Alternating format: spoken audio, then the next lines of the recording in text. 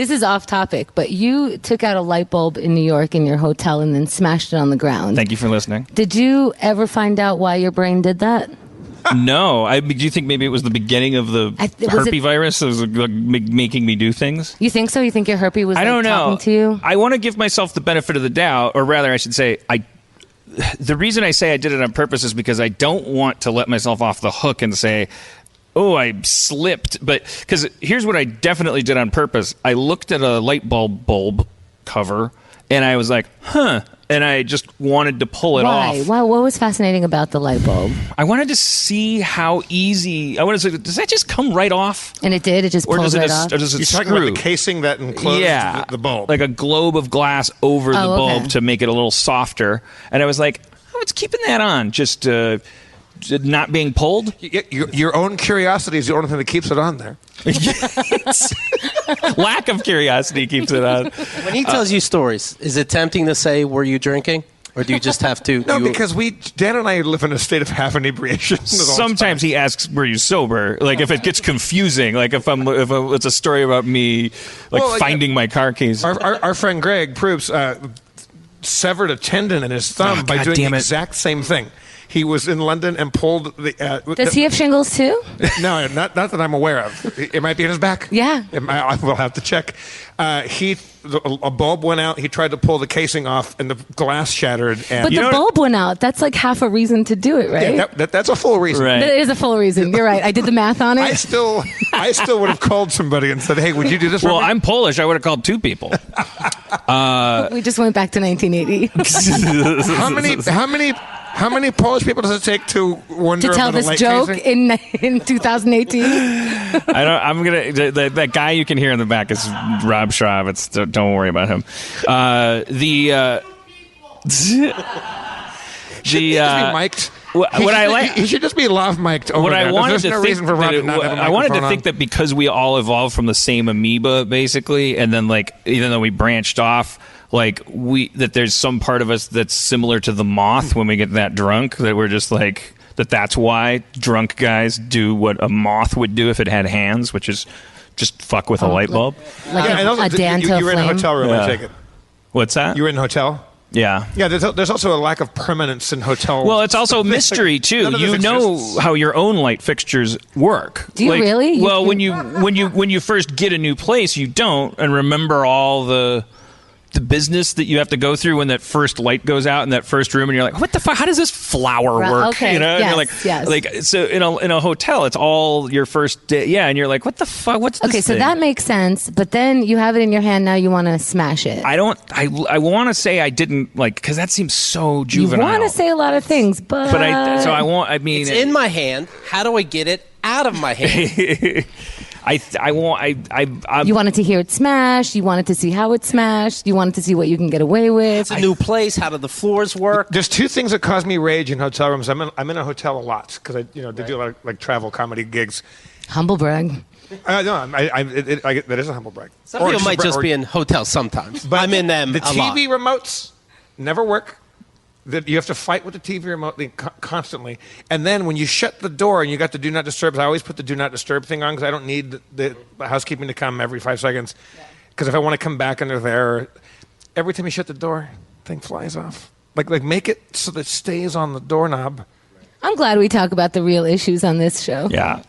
We're not afraid to tackle the real shit, Chemda. It's true. I got a little nervous as you were talking, but I'm back on board now. I can do it. Right, as Captain Fantastic, let me tell you the greatest thing I can do with my stretchy arms.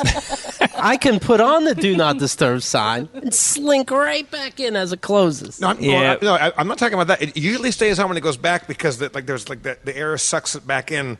It's when you leave and you open the door and when it shuts, it wants to there's something about leaving. They could come up with something better in the brainstorming sessions that they spend trying to come up with new ways of saying Do Not Disturb. Dumb. I'm a lotus. Let me bloom. What the fuck are you talking about? It's like trying to figure out which is the men's room in a fucking art gallery.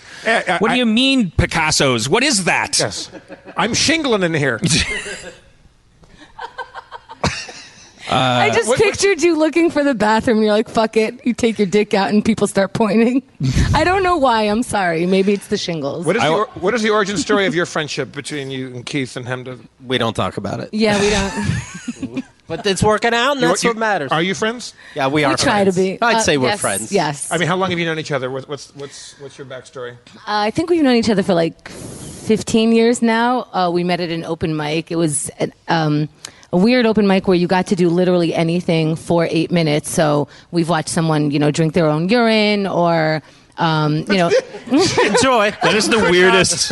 You could not have. That's now everyone's going to wonder for the rest of their lives if this was the worst written sketch. That's what pee looks like when you have shingles. Yeah, wait till you go for the eggs. Dan just pulled up a jug of what he's choosing to call green tea. It says green tea.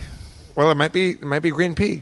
Oh, okay. I see. Sorry, that's how you met, but it's weird that I pulled up a container of urine looking. Yeah. One time we saw someone at that open mic. Dripping period blood and drawing with it. Oh, he's good. He's good. That would have been. Was that you trying to flummox him? Yeah. Okay. You can't shake him. I see that. When Dan gets a green tea hankering, he's. I'm also a terrible listener. So we'd have So somebody drank their own pee on stage, and you thought, let's do a podcast. Yeah. Well, he was doing stand up, and I was singing, and then I was half offended by his jokes, but I loved that he was, going for it. And so I spoke to him after one of his sets. We started dating shortly after. And years don't fist pound that. No. Are you still fuck no, bro. Fist pump. Well, wait, how am I going to fist pump everything that happens? It's cool. It's just cool thing after another. She broke your heart, and you couldn't, and you decided to keep your phony baloney relationship alive via podcast. Yes. Okay. Yeah. Actually, I think we would have broken up a year before we did, but the podcast I think kept us together. And then you were like, wait, let's keep the thing that works. And yeah, because I was like, oh my god, I hate you for 23 hours, but then for that 1 hour of podcasting, you're super fun, but the math wasn't adding up, so we had to break up. Right.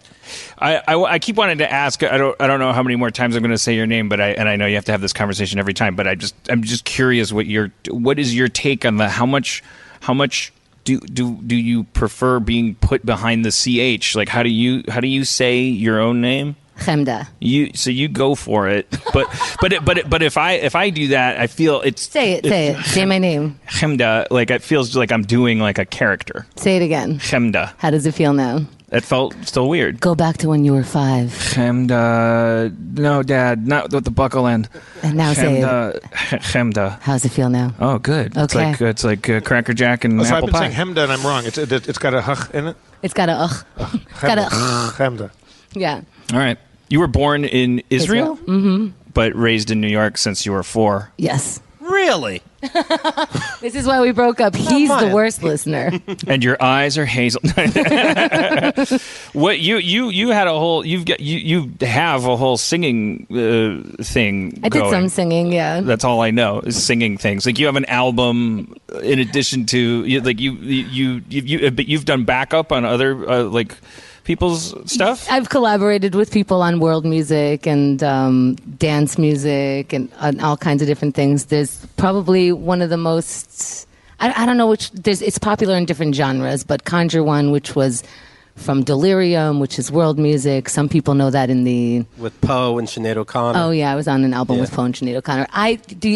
Can you tell I feel weird talking about this? It's like she's an amazing. You're talking to a man drinking urine and eating eggs out of a sack. Yeah, no. That's why she doesn't want to come off too pretentious. You don't want to take it too seriously, right? Okay. But let's put it this way: she's been in a lot of hotel rooms, so she did pretty well.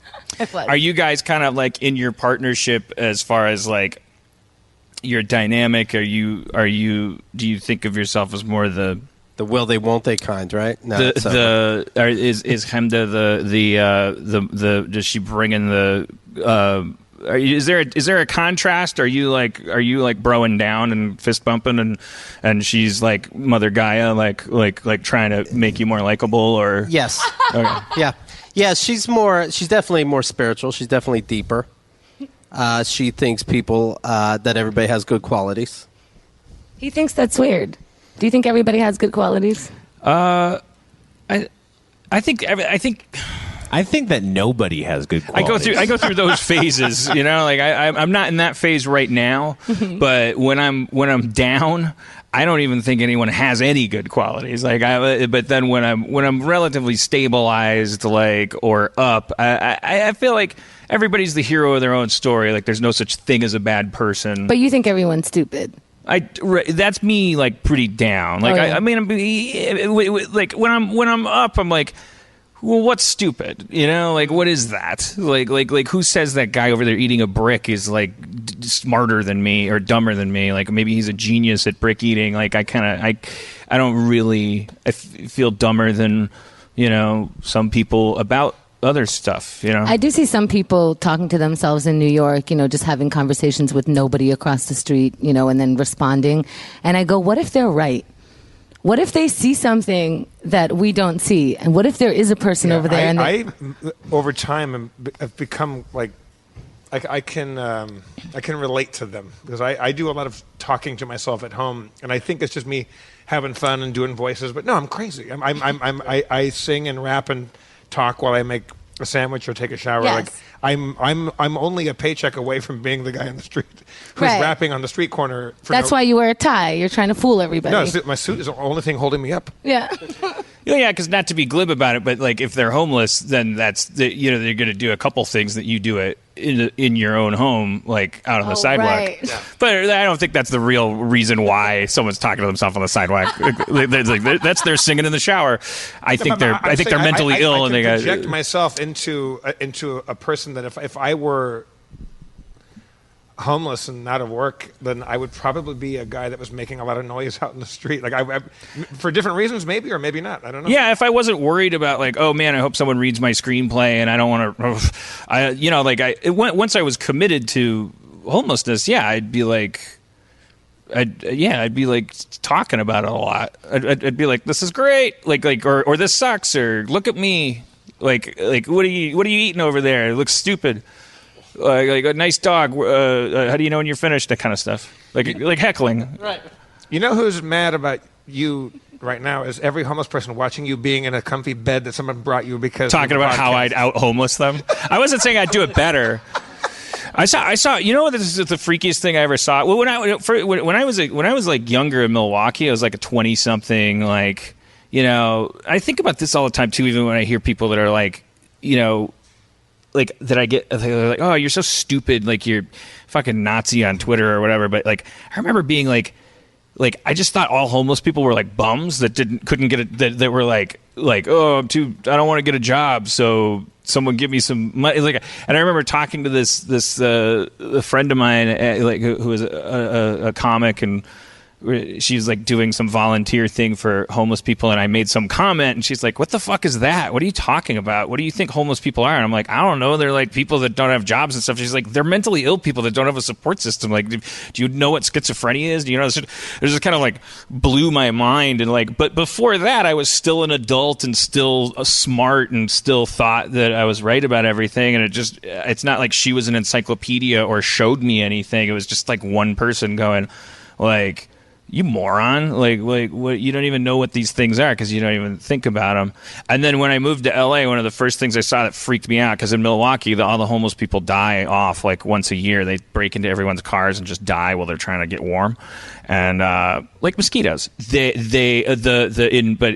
was in on the 3rd Street Promenade, and there was this guy, and he basically looked like Danny Trejo. Like, he was so like prison tatted and like scary looking. Like, he looked like he just looked like you would cast him as like a no nonsense street lethal like gangster, but he was just shrieking and like crying. He was he was crying like a baby. He was crying like somebody had taken his balloon, and he was 6 years old. And I remember thinking, oh, he's probably like 22 years old. Maybe he just started to like go, you know, like some chemical imbalance is kicking in, and he doesn't have a family that's like gonna, you know, and say, what do you do when you pass? I support you.